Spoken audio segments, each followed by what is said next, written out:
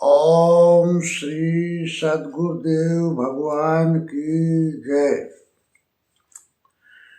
प्रश्न है कि मन का समर्पण किसे करें। उत्तर, समकालीन परमात्म स्थित सद्गुरु ही इन सब का आश्रय है। गीता के अनुसार संजय, अर्जुन और श्री कृष्ण ही श्री कृष्ण को एक योगेश्वर अर्थात तत्व स्थित महात्मा कहते हैं। गीता 2/16 में श्री कृष्ण कहते हैं कि मैं कहता हूं ऐसी बात नहीं, पूर्व तत्वदर्शियों ने भी यही देखा है। गीता 3/20 में श्री कृष्ण कहते हैं कि जनक इत्यादि पूर्व ऋषियों द्वारा भी नियत कर्म करके परमात्मा की प्राप्ति और प्राप्ति के बाद जनहित के लिए कर्म करते थे।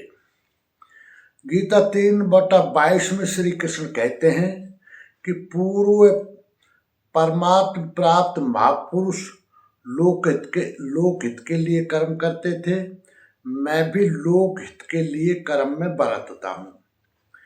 यहाँ श्री कृष्ण अपनी तुलना पूर्व महापुरुषों से ही करते हैं। गीता 13/4 में श्री कृष्ण कहते हैं कि मैं वही कह रहा हूँ जो पूर्व ऋषियों ने कहा है, वेदों ने कहा है, ब्रह्मसूत्र के वाक्य द्वारा कहा गया है। श्री कृष्ण के अनुसार श्री कृष्ण परमात्म प्राप्ति वाले महापुरुष अर्थात योगेश्वर ही थे। तत्व स्थित परमात्म प्राप्त महापुरुष सदगुरु को ही योगेश्वर कहते हैं। योग प्लस ईश्वर, योग अर्थात जुड़ना, मिलना, ईश्वर अर्थात मालिक अर्थात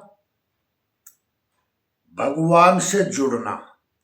ऐसे योगेश्वर ही दूसरों को योग क्रिया अर्थात साधना भजन जागृत कर सकते हैं। अतः समर्पण किसी समकालीन योगेश्वर अर्थात परमात्म स्थित महापुरुष को ही किया जाता है। इसी पर भगवान श्री कृष्ण गीता 18/61 में कहते हैं, ईश्वर सर्वभूतानां हृदय से अर्जुन तिष्ठति, ब्राह्मयन् सर्वभूतानि यंत्रारूढ़ानि मायया। गीता 18/61। अर्जुन वह ईश्वर संपूर्ण भूत प्राणियों के हृदय देश में निवास करता है। इतना समीप है तो लोग जानते क्यों नहीं। माया रूपी यंत्र में आरूढ़ होकर सब लोग भ्रमवश चक्कर लगाते ही रहते हैं, इसलिए नहीं जानते। ये यंत्र बड़ा बाधक है जो बार बार नश्वर कलेवरों अर्थात शरीरों में घुमाता रहता है। तो शरण किसकी ले। गीता 18:62 में श्री कृष्ण कहते हैं, तमेव शरणं गच्छ सर्वभावेन भारत, तत्प्रसादात् पराम शांतिम स्थानम प्राप्स्यसि शाश्वतम। गीता 18/62।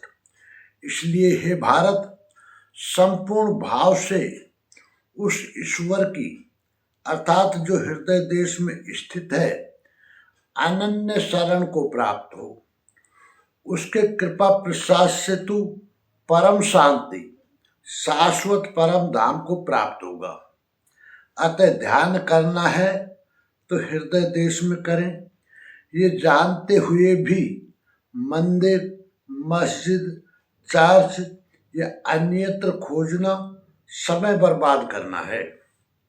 हाँ, जानकारी नहीं है तब तक स्वाभाविक है। ईश्वर का निवास स्थान हृदय है। भागवत के चतुश्लोकी गीता का सारांश भी यही है कि वैसे तो मैं सर्वत्र हूँ, किंतु प्राप्त होता हूँ तो हृदय देश में ध्यान करने से ही। गीता 18/63 में श्री कृष्ण कहते हैं, इति ते ज्ञानमख्यातम गुह्याद् गुह्यतरम मया विमृशेत दशेषेण यथेच्छसि तथा कुरु। गीता 18/63। इस प्रकार बस इतना ही गोपनीय से भी अति गोपनीय ज्ञान मैंने तेरे लिए कहा है। इस विधि से संपूर्ण रूप से विचार कर, फिर तू जैसा चाहता है वैसा कर। सत्य यही है, शोध की स्थली यही है, प्राप्ति की स्थली भी यही है। किंतु हृदय स्थित ईश्वर दिखाई नहीं देता। इस पर गीता 18/64 में श्री कृष्ण उपाय बताते हैं। सर्वे गुह्यतमं भूये शृणु मे परमं वच इष्टोषि मे दृढ़मिति ततो वक्ष्यामि ते हितम्। गीता 18/64। अर्जुन, संपूर्ण गोपनीय से भी अति गोपनीय मेरे रहस्य युक्त वचन को तू फिर भी सुन, अर्थात कहा है फिर भी सुन। साधक के लिए इष्ट सदैव खड़े रहते हैं, क्योंकि तू मेरा अतिशय प्रिय है। इसलिए ये परम हितकारक वचन मैं तेरे लिए फिर भी कहूँगा। वह है क्या? गीता 18/65 में श्री कृष्ण कहते हैं, मन मना भव मद भक्तो मद्याजी माम नमस्कुरु मामे वैश्यसि सत्यम ते प्रतिजाने प्रियोषि मे। गीता 18/65। अर्जुन, तू मेरे में ही अनन्य मन वाला हो, मेरा अनन्य भक्त हो, मेरे प्रति श्रद्धा से पूर्ण हो, अर्थात मेरे समर्पण में अश्रुपात्र होने लगे। मेरे को ही नमन कर, ऐसा करने से तू मेरे को ही प्राप्त होगा। ये मैं तेरे लिए सत्य प्रतिज्ञा करके कहता हूँ, क्योंकि तू मेरा अत्यंत प्रिय है। पीछे बताया, ईश्वर हृदय देश में है, उसकी शरण जा। यहाँ कहते हैं मेरी शरण आ। ये अति गोपनीय रहस्य युक्त वचन सुन कि मेरी शरण आओ। वास्तव में योगेश्वर श्री कृष्ण कहना क्या चाहते हैं? यही कि साधक के लिए सद्गुरु की शरण नितांत आवश्यक है। श्री कृष्ण एक पूर्ण योगेश्वर थे। अब समर्पण की विधि गीता 18/66 में श्री कृष्ण बताते हैं, सर्व धर्मान परित्यज्य मामेकं शरणं व्रज अहम त्वा सर्व पापेभ्यो मोक्षयिष्यामि मा शुचय। गीता 18/66। संपूर्ण धर्मों का त्याग कर, अर्थात मैं ब्राह्मण श्रेणी का करता हूँ या शूद्र श्रेणी का, क्षत्रिय हूँ अथवा वैश्य, इसके विचार को त्याग कर केवल एक मेरी अनन्य शरण को प्राप्त हो। मैं तुझे संपूर्ण पापों से मुक्त कर दूंगा। तू शोक मत कर। इन सब ब्राह्मण, क्षत्रिय इत्यादि वर्णों का विचार न कर कि इस कर्म पथ में किस स्तर का हूँ। जो अनन्य भाव से शरण हो जाता है, सिवाय इष्ट के अन्य किसी को नहीं देखता, उसका क्रम से वर्ण परिवर्तन, उत्थान तथा पूर्ण पापों से निवृत्ति अर्थात मोक्ष की जिम्मेदारी वह इष्ट सदगुरु स्वयं अपने हाथ में ले लेते हैं। प्रत्येक महापुरुष ने यही कहा। शाश्वत शास्त्र जब लिखने में आता है तो लगता है कि ये सबके लिए है, किंतु है वस्तुतः श्रद्धावान साधक के लिए ही। अर्जुन अधिकारी था, अतः उसने बल देकर कहा,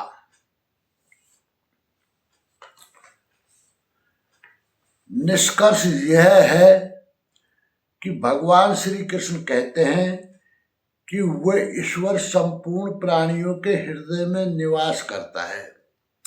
इतना समीप है तो लोग जानते क्यों नहीं? माया रूपी यंत्र में आरूढ़ होकर सब लोग इधर उधर भ्रमवश चक्कर लगाते ही रहते हैं, इसलिए नहीं जानते। संपूर्ण भाव से उस ईश्वर की जो हृदय में है अनन्य शरण को प्राप्त हो। उसके कृपा प्रसाद से तू परम शांति शाश्वत परम धाम को प्राप्त होगा। बस इतना ही गोपनीय से भी अति गोपनीय ज्ञान मैंने तेरे लिए कहा है। इस विधि से संपूर्ण रूप से विचार कर फिर तू जैसा चाहता है वैसा कर। किंतु हृदय स्थित ईश्वर दिखाई नहीं देता। इस पर कहते हैं कि सभी गोपनीय से भी अति गोपनीय मेरे रहस्युक्त वचन को तू फिर भी सुन, क्योंकि तू मेरा अतिशय प्रिय है। इसलिए ये परम हितकारक वचन मैं तेरे लिए फिर भी कहूंगा। तुम मेरे में ही अनन्य अर्थात अन्य न मन वाला हो, मेरा अनन्य भक्त हो, मेरे प्रति श्रद्धा से पूर्ण हो, मेरे को नमन कर। ऐसा करने से तुम मेरे को ही प्राप्त होगा। ये मैं तेरे लिए सत्य प्रतिज्ञा करके कहता हूं, क्योंकि तू मेरा अत्यंत प्रिय है। सभी धर्मों का त्याग कर केवल एक मेरी अनन्य शरण को प्राप्त हो। मैं तुझे संपूर्ण पापों से मुक्त कर दूंगा। अर्थात समकालीन किसी योगेश्वर तत्व स्थित महापुरुष को ही समर्पण करने का विधान है। प्रसंग पूरा हुआ। संपूर्ण जानकारी के लिए देखें परम पूज्य योगेश्वर स्वामी श्री अड़गड़ानंद जी महाराज की व्याख्या यथार्थ गीता। ओम श्री सद्गुरुदेव भगवान की जय।